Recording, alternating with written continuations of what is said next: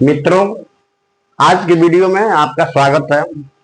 पिछले वीडियो में accounting term चल रहा था, जिसमें लास्ट में आपको एक सीरीज बताए थे, सीरीज ऑफ टर्म, जिसमें अकाउंटिंग और अकाउंटेंसी का डिफरेंसेस बताया गया था। अब इसमें ऐसे तो अकाउंटिंग टर्म बहुत हैं, अनेकों हैं, लेकिन जितना बताए हैं उतना जानिए काफी है। इसमें दो चीज और हम बताना चाहते हैं, जिसमें एक इन्वेस्टमेंट है, एक वर्ड इन्वेस्टमेंट का हिंदी होता है विनियोग, और दूसरा टर्म और इसके बाद हम बताएंगे, उसके बाद ये टॉपिक खत्म हो जाएगा। आइए इन्वेस्टमेंट का मतलब समझते हैं। Investment means as putting money in own and outside business and assets for the purpose of increasing the value of money and generating income. इसका अर्थ हुआ, विनियोग शब्द का मतलब आप अपना धन अपने व्यापार में या बाहरी व्यापार में या बाहर के संपत्तियों में लगाते हैं, ताकि आपको मुद्रा जो लगाए हैं उसका कीमत बढ़े या उससे आय प्राप्त हो। एकदम ठोस परिभाषा है। विनियोग का अर्थ आप अपना रकम, राशि, फंड किसी दूसरे व्यापार में लगाएं, अपने व्यापार में लगाएं, किसी आउटसाइड एसेट्स में लगाएं, जिसका उद्देश्य मुद्रा की कीमत को बढ़ाना है या आय प्राप्त करना है। इसी को विनियोग कहते हैं। हालांकि हर इन्वेस्टमेंट पे हर विनियोगकर्ता को लाभ हो जाए ऐसा जरूरी नहीं है। लाइन लिखा हुआ है, देखिए, दो it is not possible always, though it is not always possible for each investors to generate income from each investments। यहां रुक जाइए। दो, हालांकि यह जरूरी नहीं है, हमेशा जरूरी नहीं है कि हर विनियोगकर्ता को जो रुपया लगाता है, हर विनियोग से उनको लाभ हो ही जाए, ऐसा जरूरी नहीं है। कहीं कहीं घाटा भी लगता है, कहीं उम्मीद से ज्यादा कम प्रॉफिट होता है। इसलिए समझिएगा कि ये जो इन्वेस्टमेंट्स है वो संभावनाओं का खेल है। ये लिखें, so investments is also regarded as games of possibilities. Investment क्या है? Games of possibilities. और क्यों ऐसा हमने कहा? क्योंकि इन्वेस्टमेंट से कोई जरूरी नहीं है कि सब व्यक्ति को फायदा हो जाए। आगे बढ़ते हैं। इसमें लिखा है कि outside business and outside assets. इसका मतलब outside business and outside business का मतलब हुआ कि any private company, any public company, any government institution वगैरह वगैरह, ये तो आउटसाइड इंस्टीट्यूशन हो गया। और आउटसाइड एसेट्स का मतलब हुआ विभिन्न तरह के रिटायरमेंट बेनिफिट स्कीम है जहां हम रुपया लगाते हैं। आगे डील किया गया है। देखिए,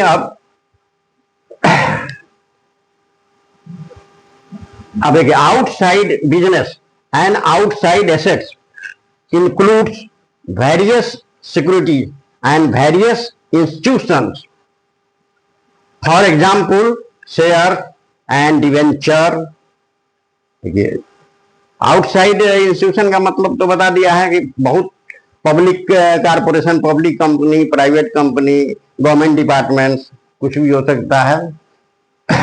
अब उसमें पैसा लगाएंगे तो स्कीम का नाम देखिए। गवर्नमेंट या पब्लिक कंपनी, प्राइवेट कंपनी का जो शेयर बिकता है, वो डिवेंचर बिकता है, उसमें आप पैसा लगा दें, वो इन्वेस्टमेंट कहलाएगा। Share and debenture of A company.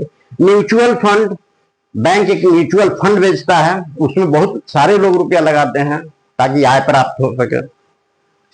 Unit link investments plan, यह भी एक स्कीम है जिसमें रुपया लगाया जा सकता है। एंडोमेंट प्लान फिक्स अवधि के लिए होता है कि इतना दिन के लिए रुपया छोड़ दीजिए तो आपका दुगना होगा, इतना होगा। परचेज ऑफ गोल्ड, सोना भी खरीद लीजिए। सोना खरीदना भी विनियोग होता है, और आज खरीदिए, कल उसका दाम बढ़ जाए, बेच दीजिए। इसी को इन्वेस्टमेंट कहते हैं। और एफडी इन बैंक, किसी बैंक में फिक्स डिपॉजिट करते हैं 2 साल, 4 साल, 5 साल के लिए, तो वह भी विनियोग माना जाएगा, क्योंकि आपका उद्देश्य है कि रुपया कुछ फिक्स अवधि के लिए जमा करना ताकि उसमें लाभ हो। गवर्नमेंट सेविंग स्कीम, बहुत सारे स्कीम चलाए हैं जो आपको फायदा होता है। जैसे आजकल चल रहा है बैंकों में सीनियर सिटीजन सेविंग स्कीम, एक नया लिखा है जो गवर्नमेंट का स्कीम है। इसको आप खरीदेंगे तो इसमें अपेक्षाकृत ब्याज बहुत ज्यादा मिलता है। इंश्योरेंस स्कीम, बहुत सारी इंश्योरेंस कंपनी अपना स्कीम चलाती है।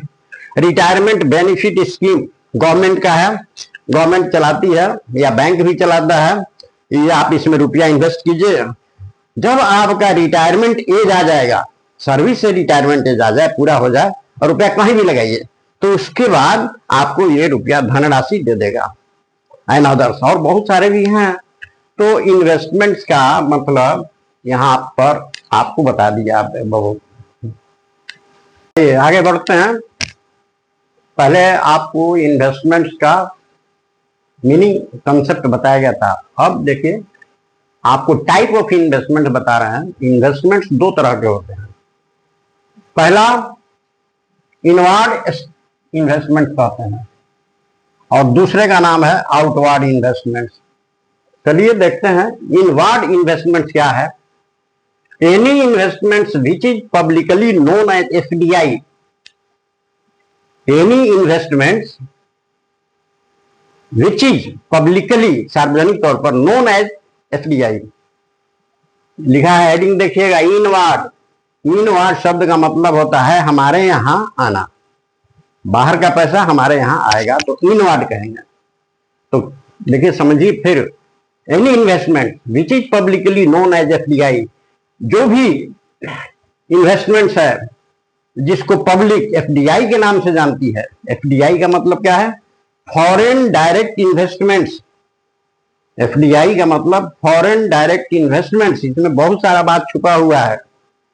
किसी भी बाहरी देश, कोई भी बाहरी देश अपना रुपया आपके यहां लगा दे तो फॉरेन डायरेक्ट इन्वेस्टमेंट्स कहा जाएगा, क्योंकि विदेशी फर्म, विदेशी कंपनियां अपना रुपया डायरेक्ट आपके यहां भेजती है, आपके यहां बिजनेस करने के लिए आती है और पैसा लगाती है। उसी को फॉरेन डायरेक्ट इन्वेस्टमेंट यानी एफडीआई कहते हैं शॉर्ट में। Is known as inward investments. It is foreign money, it is foreign money that comes in our country. यह विदेशी रुपया है, जैसा कि पहले बताए हैं कि विदेश के लोग हमारे यहां लगाते हैं, और यह विदेशी रुपया है जो हमारे देश में आता है और इससे हमारी इकोनॉमी मजबूत होती है, अर्थव्यवस्था मजबूत होती है। इसका एक उदाहरण समझ लीजिए। जैसे कोको कोला कंपनी है, cold drink Coca Cola company है, अमेरिकन है, और यह जिस समय, बहुत पहले से चल रहा है, जिस समय भारत में आना चाहती होगी तो कानूनी तौर पर भारत सरकार के साथ एग्रीमेंट करके अपना यहाँ प्लांट लगाया कि हम यहाँ प्रोडक्शन करेंगे। तो क्या फायदा हुआ? आपके देश के लोगों को रोजगार मिलेगा और प्रोडक्शन होगा, सेल होगा, तो उस पर आपको बेनिफिट, प्रॉफिट मिलेगा, टैक्स मिलेगा। तो कुल मिला जुला के देखिए तो एफडीआई आपके लिए बहुत बढ़िया चीज है। एफडीआई उसी को कहते हैं कि जो बाहर के लोग पैसा हमारे यहाँ लगा दे। इसका उदाहरण बहुत हमने लिया है सोच समझ करके, कोको कोला का। यह पैसा आएगा तो हमारा इकोनॉमी मजबूत कैसे होगा वो भी बता दिए हैं। यदि कोई बाहरी कंपनी या विदेशी कंपनी और विदेश के लोग अपने यहाँ पैसा जमा लगाते हैं बिजनेस में, तो उससे हमारा इकोनॉमी और से ही मजबूत होगा। चलिए आगे बढ़ते हैं। Outward, outward investments means flow of countries funds, माने आपका रुपया अब दूसरे देश में जाए, इसका मतलब ही हुआ। In securities of other countries and the other firms, आपका रुपया यदि दूसरे देश में जाए, यानी हम चाहते हैं कि हम अपना रुपया फंड दूसरे व्यापार में लगाए, दूसरे विदेशी व्यापार में लगावें, तो इसको हम ऑनवर्ड इन्वेस्टमेंट कहेंगे। नहीं, आगे बढ़ते हैं।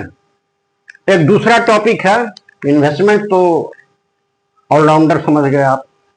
ये आउटसोर्सिंग क्या है समझिए।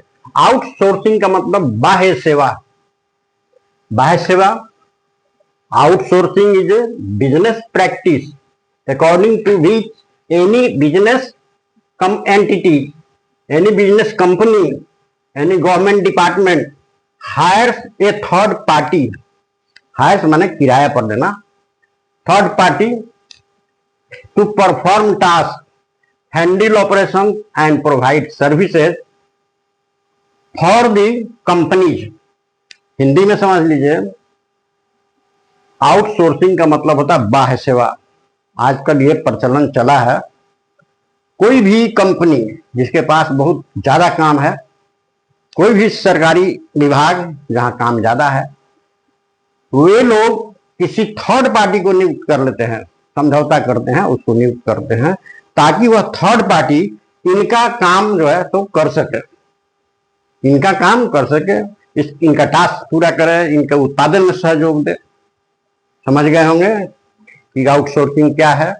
यानी कोई भी डिपार्टमेंट अपना काम स्वयं नहीं करता है, या पहले वो करता था लेकिन लोड ऑफ वर्क बढ़ गया है, इसलिए किसी तीसरे पक्ष को नियुक्त करता है कि तुम हमारा काम करो, तुम हमारा उत्पादन बढ़ाओ, तुम हमारा काम करो. Third party to perform task, हमारा काम करो. हैंडल ऑपरेशन, हमारे व्यापार संचालन को संचालित करो. एंड प्रोवाइड सर्विसेज, और सेवा प्रदान करो कंपनी के लिए. एग्जाम्पल देखिए, मैंने इसमें क्या क्या है. To get technical help and cooperation, company ऐसा काहे करती है, जो कंपनी हायर करती है इन लोगों को, काहे, क्यों, to get technical help and cooperation, तकनीकी सहायता मिले, सहयोग मिले, इसके लिए. फाइनेंस, वित्त का सहयोग मिले. ह्यूमन रिसोर्सेज, मानव संसाधन का की जरूरत जो है उसको पूरा करे. आपके यहाँ मानव संसाधन की कमी है, वो कंपनी मानव संसाधन की व्यवस्था करता है. इसको समझने के लिए एक उदाहरण दे देते हैं आपको. रेलवे है, आजकल रेलवे सफाई का काम स्वयं नहीं करता है, किसी कंपनी को दे देता है कि आप सफाई का काम का जिम्मेवारी अपने ऊपर लो, रेलवे तुमको पैसा दे देगी. देखिए ये काम तो बहुत अच्छा है, मेरिट है इसका कुछ ऐसा है. टू रिड्यूस कॉस्ट, यानी इससे आपको आप जब काम करते थे तो बहुत ज्यादा कॉस्ट पड़ता था, लेकिन आप तीसरे से कराएंगे तो कॉस्ट कम होगा, ऐसा कहना है.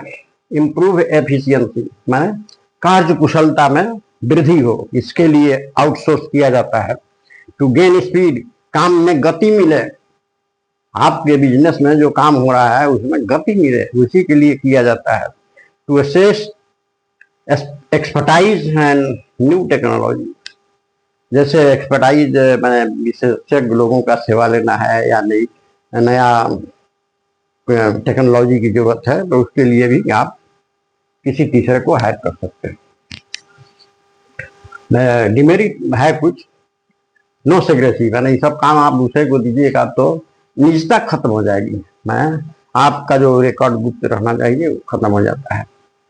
इनसूटेबिलिटी, और हर आदमी को ये बाह्य सेवा सूट नहीं करता है.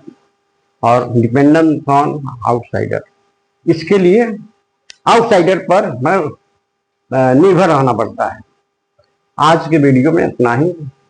आपसे रिक्वेस्ट है, आप वीडियो को लाइक करें, सब्सक्राइब करें चैनल को, और जहां तक हो आप दोस्तों में शेयर करें.